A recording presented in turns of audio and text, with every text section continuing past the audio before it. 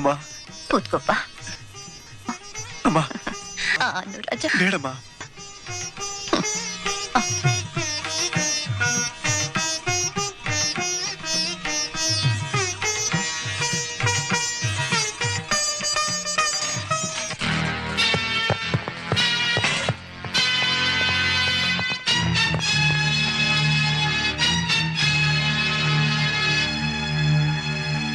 ಅಮ್ಮ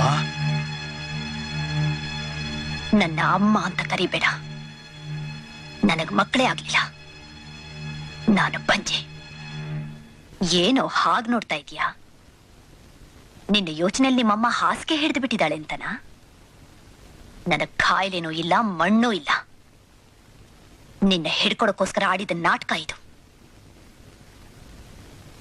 ನಾನು ಮುತ್ತಪ್ಪ ನಾಯಕನ ಸೊಸೆ, ವೀರಪ್ಪ